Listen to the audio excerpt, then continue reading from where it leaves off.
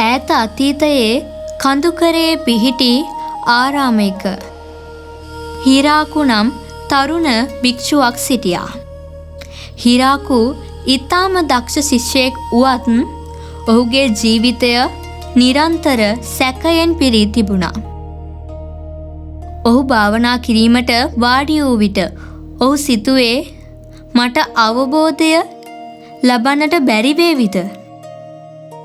ඔහු ආරාමයේ වැඩ කළ විට ඔහු සිතුවේ මා මේ වැඩය කරන නිවැරදි ක්‍රමය මෙයද? සෑම විටම ඔහුට අවිනිශ්චිතතාවය දැනුණා. ඔහුගේ සැකය නිසා ඔහු කිසිම දෙයක් සම්පූර්ණයෙන්ම විශ්වාසයකින් කළේ නැහැ.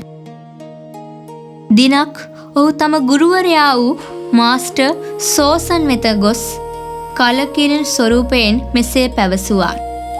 ගුරුතුමනි, මට විශාල ප්‍රශ්නයක් තියෙනවා. මම සෑම විටම සැකයෙන් පිරී සිටිනවා. මට නිවැරදි මාර්ගය කුමක්දයි කිසිදා පැහැදිලිව පෙනෙන්නේ නැහැ. මගේ මේ සැකය දුරු කරගන්නේ කොහොමද?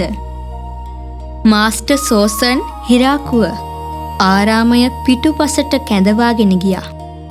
එතන තිබුණේ විශාල ගඟක්. ආරාමයට ගඟෙන් එගොඩ වීමට පාලමක් අවශ්‍යව තිබුණා. හොඳයි හිරාකු, ඔබ මගේ මේ ප්‍රශ්නයට පිළිතුරු දීමට පෙර ඔබ කළ යුතු එක් කාර්යයක් තියෙනවා. ඔබ මේ ගඟ හරහා පාලමක් තනන්න. පාලමක්ද? නමුත් මම කවදාවත්ම පාලම් හදලා නැහැ. මම දන්නේ නැහැ නිවැරදිම ද්‍රව්‍ය මොනවාද, නැතිනම් නිවැරදිම සැලැස්ම කුමක්ද කියා. මට පාලම කඩා වැටේයයි සැකයක් දැනෙනවා. ඔබේ සැකය පළවා හරින සෙන් පාඩම මෙයයි.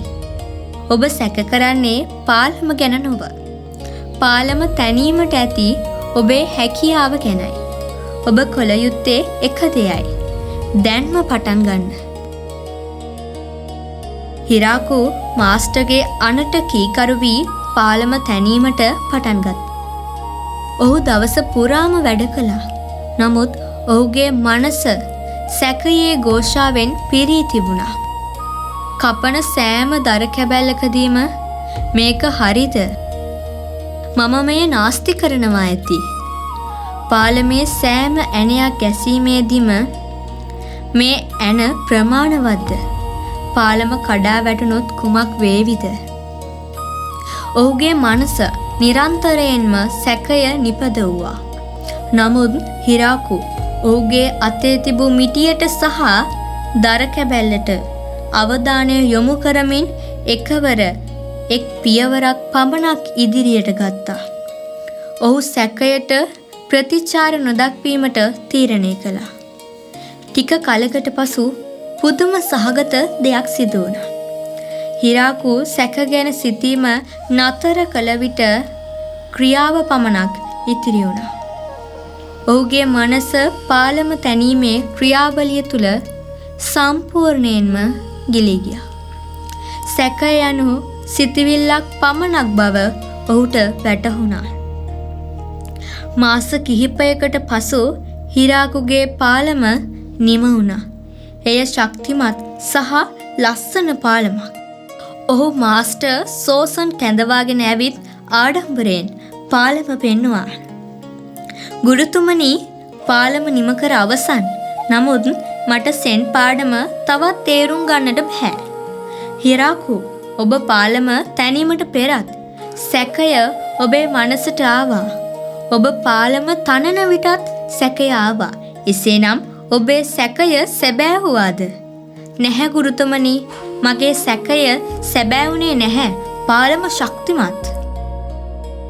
එසේනම් ඔබ සැකය දුරු කළේ කෙසේද? සැකය යනු සිතුවිල්ලක් පමණයි. එය දුරු කළ නොහැකි. ඔබ කළේ ක්‍රියාව මගින් සැකයේ බලය නැති කිරීමයි. සෙන් පාඩම මෙයයි. සැකය, එය ඔබව නිශ්චල කරන සිතුවිල්ලක්. එය ඔබෙන් ඉල්ලා සිටින්නේ සිතීම සහ විශ්ලේෂණය කිරීම පමණයි. ක්‍රියාව එය සැකයට විරුද්ධයි. ඔබ එක පියවරක් හෝ ඉදිරියට තැබූ විට ඔබ සැකයේ ഘോഷාව නොතකා සත්‍ය නිර්මාණ කරනවා. සැකය දුරු කරන සැබෑ මාර්ගය නම් අපේ මනස විශ්ලේෂණය කිරීම නොව අපේ අතේ ඇති වැඩය කෙරෙහි විශ්වාසය තැබීමයි. එන්න දැන් අපි මිනිත්තු 2ක් පුරා අපගේ මනසේ ඇති සැකය අත්හැර වර්තමාන ක්‍රියාව කෙරෙහි අවධානය යොමු කරමු. ඔබේ ඇස් පියාගන්න. ඔබේ මනසට සැකසහිත සිතුවිල්ලක් පැමිණි විට එයට ප්‍රතිචාර නොදක්වන්න. ඔබේ අවධානය ඔබේ හුස්ම ගැනීමේ හෝ ශරීරයේ සරලම ක්‍රියාව කෙරෙහි යොමු කරන්න. ඔබ සැක නොතකා ක්‍රියාව තුළ ජීවත් වන්න. ඔබගේ සෑම ක්‍රියාවක්ම සැකයෙන් තොර වේවා. ඔබට තෙරුවන් සරණයි.